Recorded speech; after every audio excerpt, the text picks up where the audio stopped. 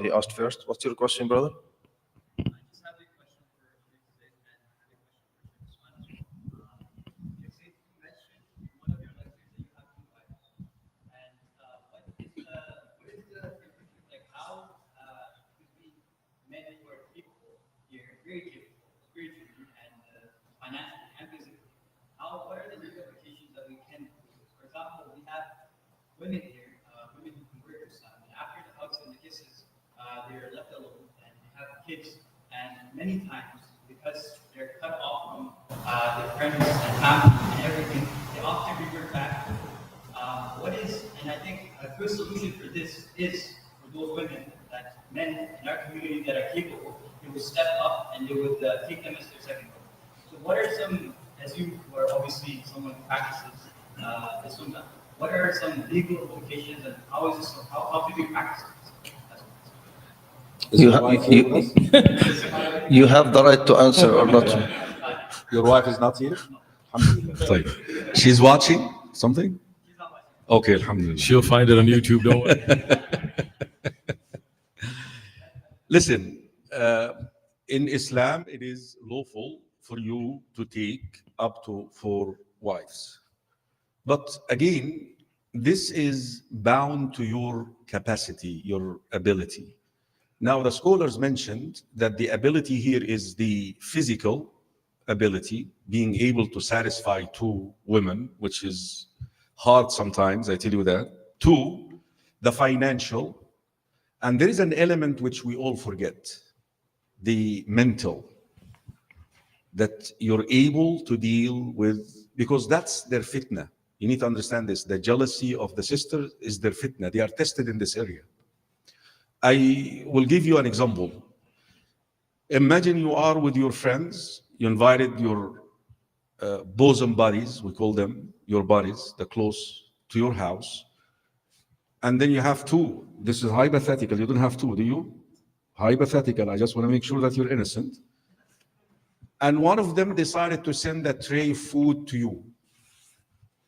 And then the other wife comes and knocks it down in front of your friends. What would you do? That's where the mental was. Imagine this situation happened with Rasulullah sallallahu alaihi wasallam. What did he do? He went down picking up the food and he looked at his companions and he said, what? غارت أمكم غارت أمكم غارت أمكم. Your mother, in reference to Aisha here, became jealous. Can you do that? Can any of us do this at this time and age?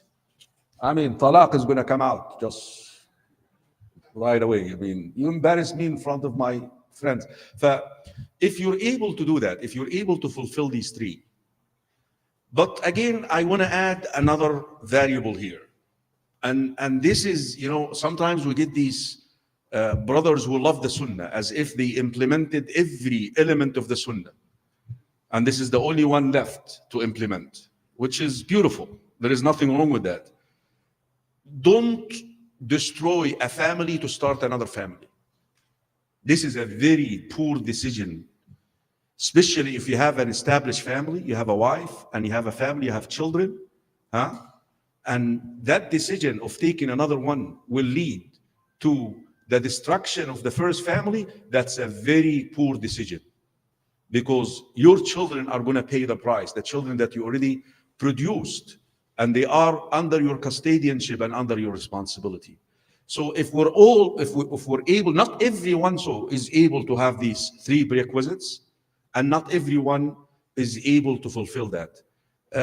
Add to this, at this time and age, quite frankly, the income of one person, because you're supposed to provide for both of them. Hopefully you're not going to marry 2 and then send them to work and you sit at home.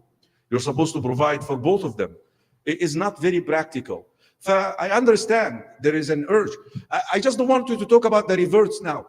There is a hadith في صحيح الإمام مسلم, في صحيح الإمام البخاري, hadith Abu Hurairah, that time will come, 𝙀𝙢𝙖𝙞𝙀, a man will have 50 women. Of course, this is not going to happen by all of a sudden. We're not going to just wake up in the morning and every man is going to have 50 women to marry. No, but this is going to takes what? It's going to build up because of the war and all of that. So this is a Shari'i solution to this problem, because the point that you're raising is legit. Why? Because what these sisters are going to do? If no man takes them for marriage, what they're going to do? They're going to commit adultery. They have sexual drive. They have sexual desire. And they're going to cause corruption. This is a solution for the ummah. Hopefully we satisfied your, anybody want to add, inshallah? The mashayikh also, mashallah, they have good experience with that. Inshallah. No? Polygamy allowed in America? Huh? Muhammad. He's not even married, Muhammad.